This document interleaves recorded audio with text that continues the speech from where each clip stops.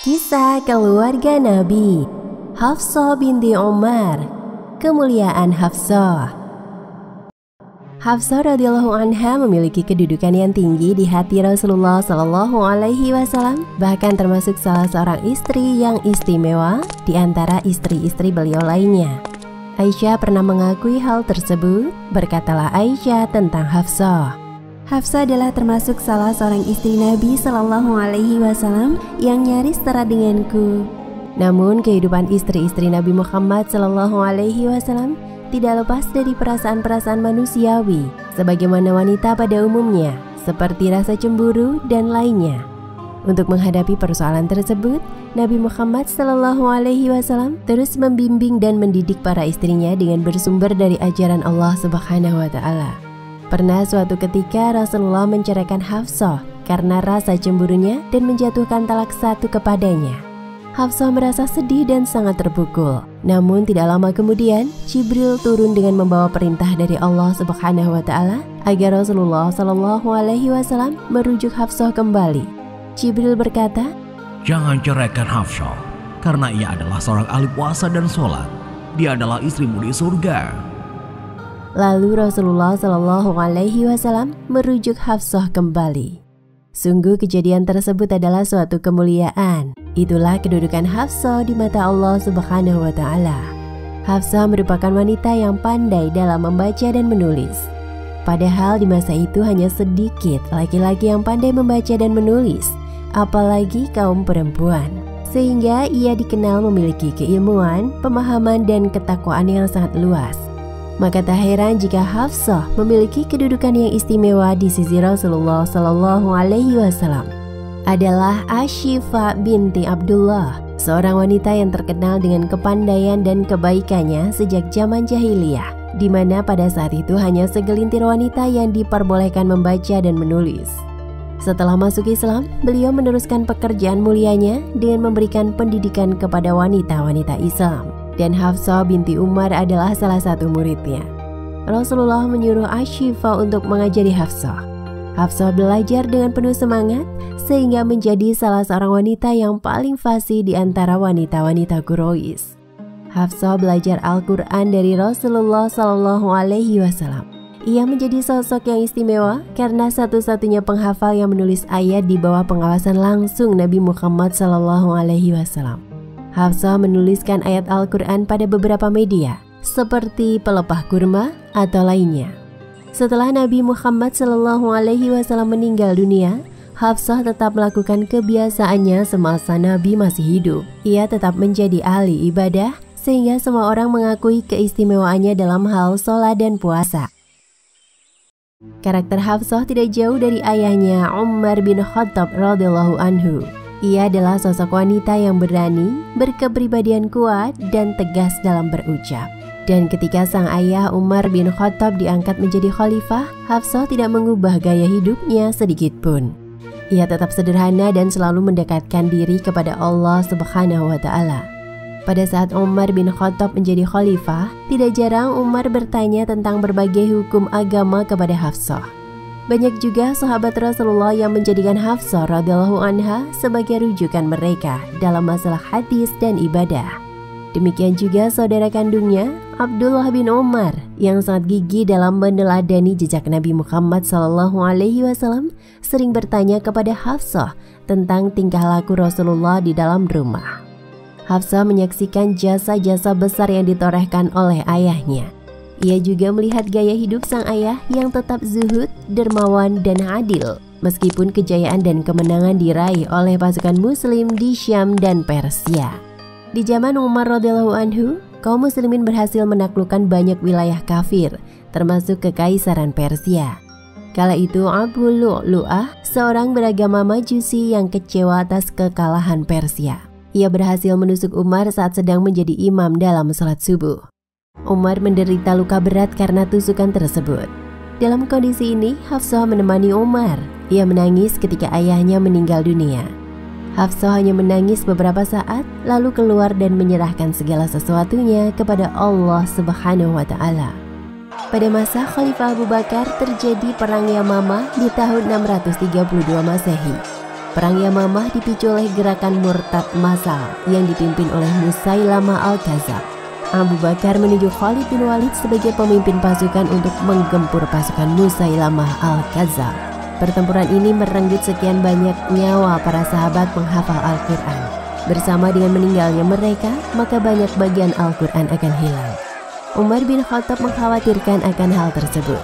Saat itulah muncul gagasan melakukan pengumpulan ayat-ayat Al-Quran sebelum para penghafal lainnya gugur dalam pertempuran lain.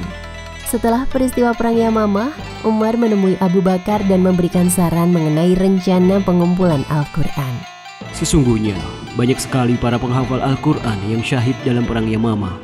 Saya khawatir akan semakin banyak lagi yang gugur dalam perang-perang berikutnya.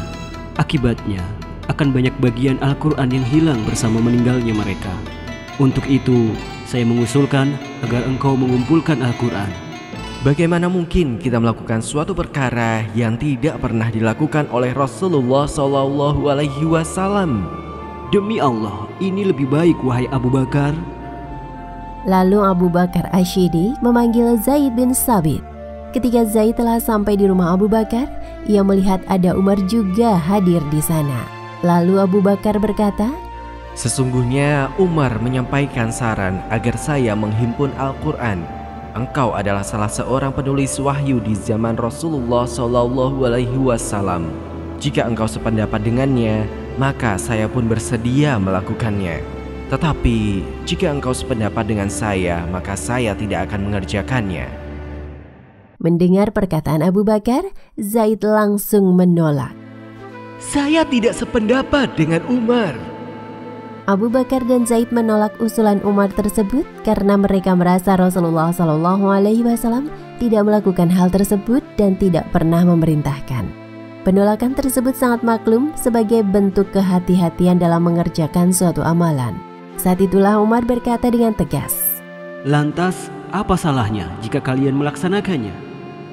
Abu Bakar dan Zaid terdiam dan memikirkan tentang rencana itu kembali. Lalu mereka berkata, "Demi Allah, memang tidak ada salahnya. Wahai Zaid, sesungguhnya engkau masih muda dan cerdas. Kami tidak meragukan kemampuanmu sedikit pun. Selain itu, engkau juga penulis wahyu ketika Rasulullah SAW masih hidup. Maka kumpulkan seluruh bagian Al-Quran dan himpunlah menjadi satu." Maka Zaid pun mulai mengumpulkan bagian-bagian Al-Quran yang selama ini ditulis secara terpisah pada pelepah kurma, lempengan batu, dan yang dihafal oleh para sahabat. Proses pengumpulan ayat-ayat Al-Quran yang terjadi pada masa kekhalifahan Abu Bakar Ash-Shiddiq ini memakan waktu sekitar 2 tahun. Ada yang mengatakan dalam waktu kurang dari 1 tahun, yakni antara setelah terjadinya Perang Yamamah dan sebelum wafatnya Abu Bakar. Pengumpulan pada masa Khalifah Abu Bakar berhasil dan para sahabat sepakat terhadap kesohihan dan penelitiannya, serta tidak ada tambahan dan pengurangan. Lembaran-lembaran catatan yang berhasil dikumpulkan itu disimpan oleh Abu Bakar hingga wafat. Setelah Abu Bakar wafat, lembaran Al-Quran dijaga oleh Umar bin Khattab. Kemudian setelah Umar bin Khattab wafat, Hafsah meneruskan tanggung jawab untuk menjaga Al-Quran. Hal itu dilakukan atas pesan dari Umar dengan pertimbangan bahwa Hafsah binti Umar adalah istri Rasulullah yang juga penghafal Al-Quran dan pandai baca tulis. Pada masa kekhalifahan Utsman bin Affan dilakukan pengiriman ekspedisi militer ke Armenia dan Azerbaijan. Selama ekspedisi tersebut berlangsung, Hudzaifah bin Yaman sangat terkejut dengan adanya perselisihan tentang bacaan Al-Quran yang muncul di antara tentara Muslim.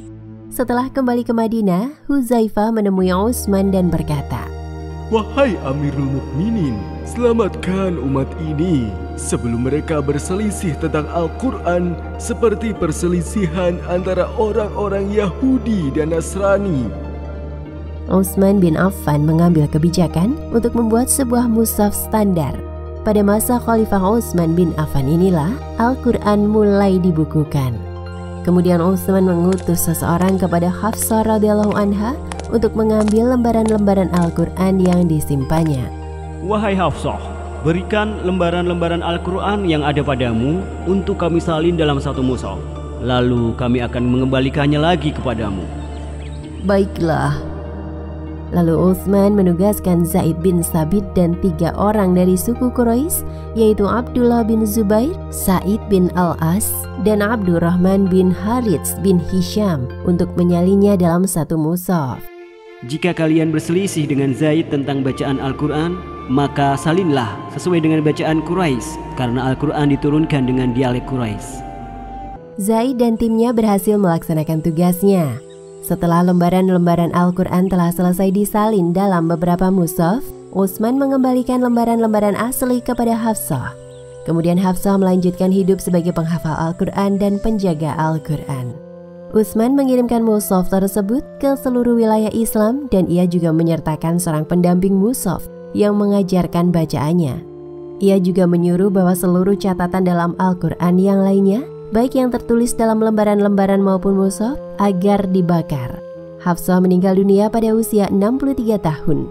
Setelah wafat, ia berwasiat kepada saudaranya, Abdullah bin Umar, agar mensedekahkan hartanya yang masih tersisa. Demikian kisah tentang Hafsah binti Umar radhiyallahu anha. Hikmah yang bisa dipetik dari kisah tadi antara lain: pertama, kita dapat meneladani sosok Hafsah yang rajin menuntut ilmu, gemar bersedekah, sederhana, serta rajin beribadah, seperti sholat, puasa, dan menghafal Al-Quran. Kedua, hendaknya senantiasa rajin membaca Al-Quran yang merupakan pedoman hidup umat Islam. Wallahu a'lam bishawab.